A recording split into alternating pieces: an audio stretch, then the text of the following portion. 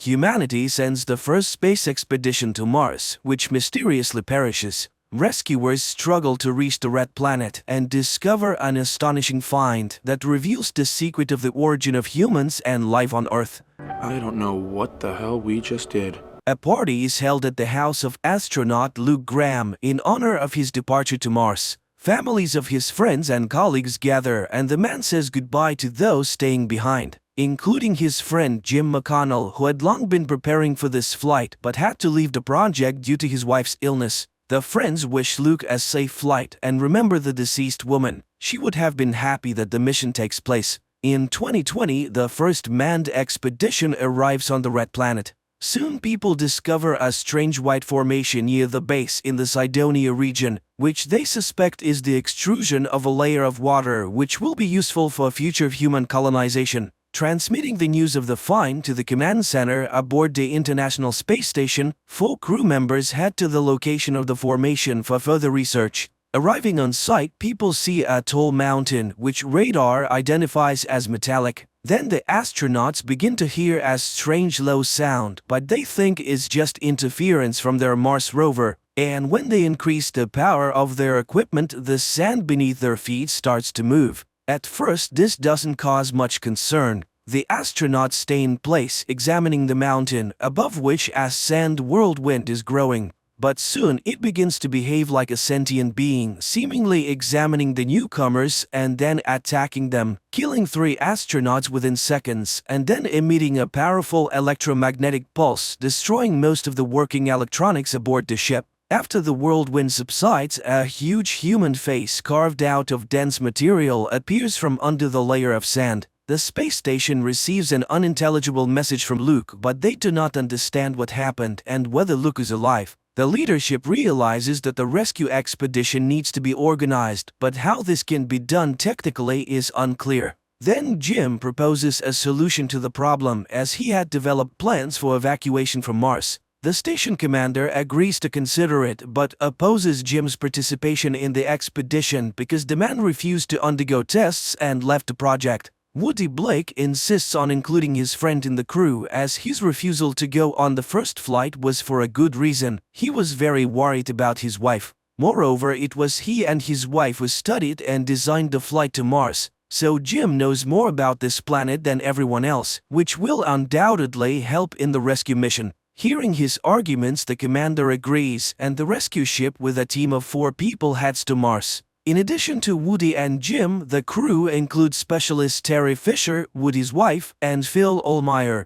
Along the way, Jim kindly envies the love between Woody and Terry, observing how tenderly they treat each other. Soon, the surface of Mars becomes visible from the ship, and people note that the expedition camp is intact, and even see 3 burial mounds next to the building. It is unclear what happened to Luke. Maybe there was simply no one to bury him. Soon, a magnetic storm covers the planet, and the astronauts can no longer see anything. Command gives permission to land. Woody goes to share the news with Jim and catches him watching a family movie from which it becomes clear that his wife was also an astronaut, and together with her husband they dreamed of flying to Mars. The ship is preparing to enter orbit around the red planet, but then a swarm of micrometeorites appears in its path, and one of the meteorites punctures the hull, injuring Phil's arm. The station begins to lose air, and Woody goes into open space to find and fix the breach. However, the breach is so small that it cannot be visually detected, and then Terry squeezes out juice which floats to the hole and seeps through it, indicating the breach.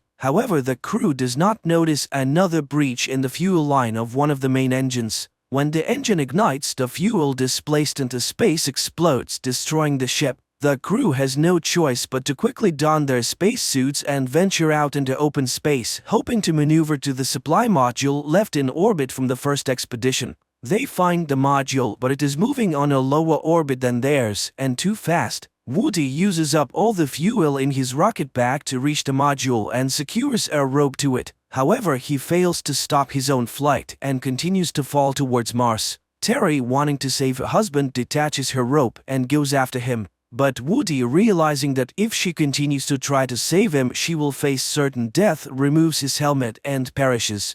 Crying, Terry watches her husband's body fall to the planet and then returns to the others. The three astronauts land on the planet using the module. Although the module itself will not be able to take off again, the rescuers brought with them new motherboards for the first expedition ship, replacing the burnt-out ones. Upon arriving at the base of the first expedition, they explore it, but find no one. Although the living quarters are completely intact, Jim goes to the greenhouse and is amazed that all the plants are doing well, everything is functioning and working. The astronaut removes his helmet, and in the reflection on the water he sees Luke with an axe attacking him, not believing that this is a real person, not a vision. The man is seized, and only then does he begin to believe that they have come for him.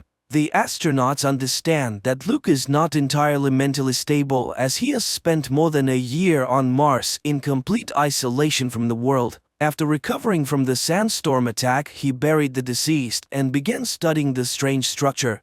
He shows the rescue team the video recording of the discovery that cost his crew members their lives, and people are astonished, realizing that they are looking at the face of a humanoid. He then demonstrates his most important find, a recording of the sound he heard near the formation. After several months of analyzing the sound, he understood that it represents a diagram of human DNA on a rectangular coordinate system in space. Someone left it here as their signature. But later, remembering how Phil created the DNA of his ideal lover from candy, Jim realizes that this is not a signature. In reality, it is a peculiar test left by the creators instead of a lock guarding the entrance to somewhere. It turns out that the first expedition perished because they answered incorrectly. Instead of complementing the DNA proving that they were humans, the astronauts directed radar at the face. Since the answer was wrong, the structure's security system, the sandstorm, destroyed the intruders.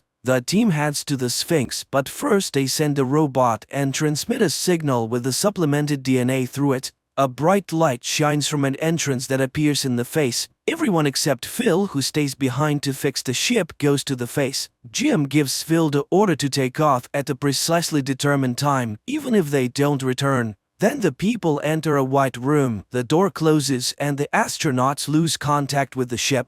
Soon the room fills with Earth's atmosphere, and the people remove their helmets. Immediately behind them, another airlock opens, and upon passing through it, the astronauts find themselves in a dark room where they see a massive three-dimensional projection of the solar system. Then a hologram of a Martian appears, silently explaining to the people that in the distant past, a massive asteroid struck Mars, destroying the planet's ecosystem, which strongly resembled the Earth's. The Martians had to evacuate their race to other star systems, but they also sent a ship from Mars to neighboring Earth, containing the seeds of future life. Hundreds of millions of years later, multicellular plants and animals appeared on the planet, and no one could explain how it happened. Many years have passed since this panspermia. The new forms that emerged from the sent DNA evolved and became humans. They were supposed to return home to Mars one day so that the Sphinx would recognize them as the descendants of the grandiose experiment.